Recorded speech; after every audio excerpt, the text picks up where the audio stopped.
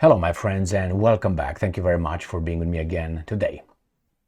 As expected, the Ukrainians or some Ukrainians refused to follow orders and refused to defend a city. Why? Well, this specific group, which is the Azov battalion or regiment, whatever it is right now, refuses to defend the position in Chasov Yar or Chasov Yar. Why? I think they got some traumatic experiences from the past. And I'm not kidding. Remember in Mariupol, they defended Mariupol. Remember Bakhmut, and not only Bakhmut, remember Avdiivka. I think they were sacrificed over there by the guys that they now refuse to obey orders, to follow orders. Why? In Mariupol, they were allowed to defend, I don't know exactly what. They got encircled in the Azovstal steel plant, remember, in Mariupol, and about 2,600 of them, including others, were captured by the Russians and taken into Siberia. Okay?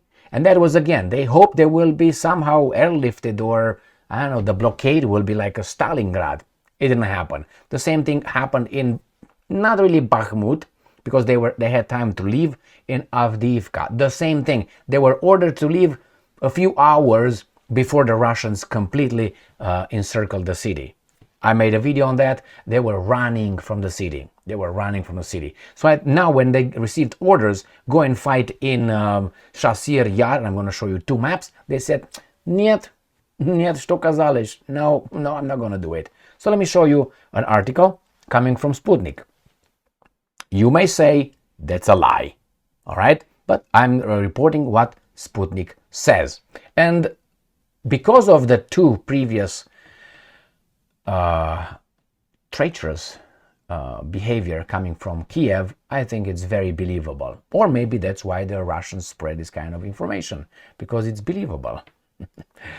All right, disobedience spree? Question mark. Azov militants refused to defend Chasov Yar, report says. So, let's read the article first, and then we're going to go to the maps. Maybe a little bit smaller, there you go. Taking control of the Donetsk town is thought to be a matter of time for Russian troops, who recently approached the outskirts. Yesterday, the guys in Kiev said, there's no Russians at the outskirts of Chasov Yar. No? Well, we'll find out. Remember, they all lie, more or less. An Azov battalion assault brigade has again refused to comply with the Ukrainian commander's orders, the Russian Telegram news channel Voyny Obozrevatel, military commentator, has reported. According to the channel, the Azov brigade subverted an instruction by Commander-in-Chief of the Ukrainian Armed Forces Alexander Syrsky, Russian, to send them to Chasov Yar in an attempt to hold the town in the face of the Russian offensive. The order was sabotaged because brigade commanders reportedly consider Chasov Yar to be lost for the Ukrainian military amid reports that Russian forces entered the suburbs. The Azov brigade earlier refused to enter the key city of Avdiivka, near Donetsk, which was liberated by Russian forces from Ukrainian nationalists in February. Last week, Yan Gagin, an advisor to Donetsk People's Republic, head Denis Pushilin, said that, and I'm quoting, from Russian troops' positions to the town itself, there is about half a kilometer. Sometimes this distance is more, but in principle it is about this, end quote. According to him, the enemy has built a rather serious fortification in the city itself, so the advance of the Russian military is carefully calibrated, and the main task is to protect the soldiers. And I'm quoting, one should understand that the enemy had retreated to Chasov Yar after we, Russian forces, captured Artemovsk, Bakhmut. The Ukrainian grouping in Chasov Yar has been being reinforced for over a month. They had about a year to prepare for the assault.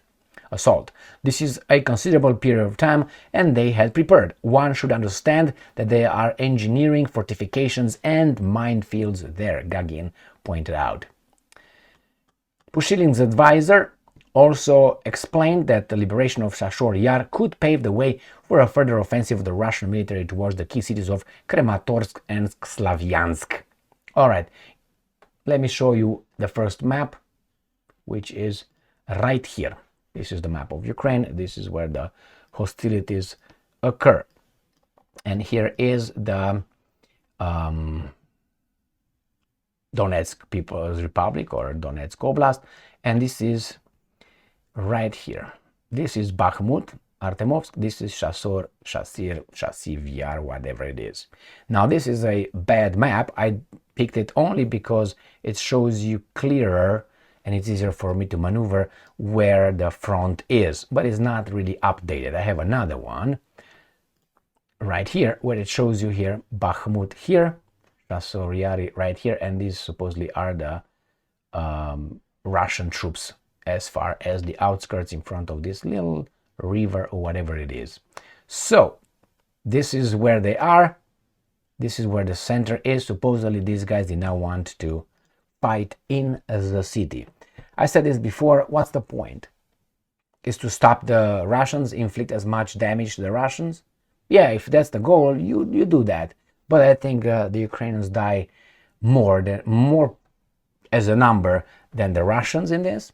That's a one. And the second one, the whole city is going to be destroyed, which could be reconstructed by the big bankers, not of the Russian Federation, in case the Ukrainians take it back. Remember, those cities are razed to the ground, and then they say, see what they did? Well, you were in there. What are they supposed to do? Let you be? No. Leave you be? Where are you? Meow meow. Hello. The cat is around here somewhere. So anyway, usually he's waiting for me over there to play with him. He just lays down and waits like a pig. All right, so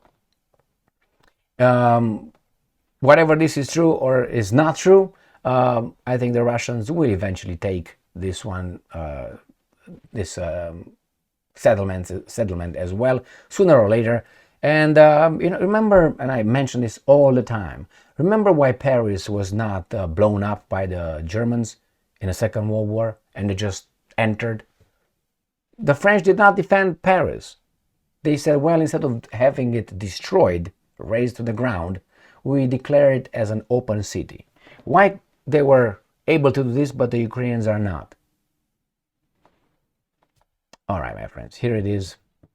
They refuse. It's possible. Possible, 100%. Probable, I can give it 90%. But what's going to happen? Nothing, because these guys, Azov battalion or regiment or a group of them, they are in the, I was about to say U.S. Army, in the Ukrainian army, but then they are not. They are sometimes and they're not when something bad happens. When something bad happens to them, yes, they were Ukrainian military, because they are incorporated in the Ukrainian military or army. But when they did do something bad that we're not supposed to, then immediately, no, there's just, they're kind of like contractors in between. We don't even know, don't remember. Thank you very much for being with me again today. Stay strong, stay smart, look for the truth, and be just.